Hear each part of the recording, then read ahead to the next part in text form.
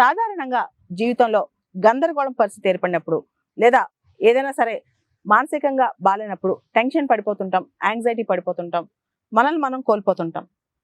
Tension వల్ల ఆలోచన శక్తి పోద్ది. అదేవిధంగా మానసికంగా ఆందోళన మొదలవుతుంది. ఎప్పుడు ఏ కష్టం వచ్చినా, అది పరీక్షలు కావచ్చు, జీవితంలో ఏ కష్టం వచ్చినా సరే మన జీవితానికి మించింది ఏది కాదని తెలుసుకోవాలి. ఎటువంటి పరిస్థితిలో దేనికి సంబంధించి కూడా మనం టెన్షన్ పడకూడదు. చాలా మంది యువత కూడా ప్రతి దానికి టెన్షన్ తీసుకుంటుంటారు. మనసులో చాలా విషయాలు పెట్టుకుని కుంగిపోతా ఉంటారు. దానివల్ల మనం విఘ్నతా శక్తి కోల్పోతాం, ఆలోచన శక్తి కోల్పోతాం. ఎంత కష్టం వచ్చినా సరే దాన్ని తట్టుకునే శక్తి కూడా మనకి యూనివర్స్ ఇస్తుంది లేదా గాడ్ ఇస్తాడు. భూమి మీద ఎంత కష్టం వచ్చినా సరే, ఎటువంటి ప్రాబ్లమ్స్ వచ్చినా సరే వాటిని తట్టుకునే శక్తి మనకు ఉంటుంది. కాకపోతే ఆ టెన్షన్ వల్ల మన మానసిక స్థితి వీక్ అయిపోద్ది అనమాట. శరీరం కూడా వీక్ అయిపోద్ది. ఎక్కువ టెన్షన్ పడితే ఆరోగ్యం కూడా పాడైపోద్ది అనమాట.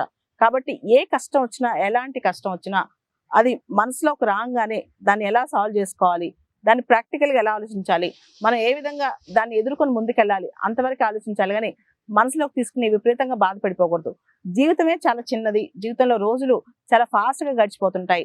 అండ్ ఆ రోజుల్లో కూడా మనం ప్రతి రోజుని విలువగా చూసుకోవాలన్నమాట. అలా కాకుండా సంవత్సరాలు ఒక్కొక్క టెన్షన్తోనో, యాంగ్జైటీతోనో, డిప్రెషన్తోనో ముందుకెళ్తా ఉంటే జీవితం చాలా నష్టపోతాం, మొత్తం కోల్పోతాం. అండ్ చిన్న లైఫ్తో సెటిల్ అయిపోతాం.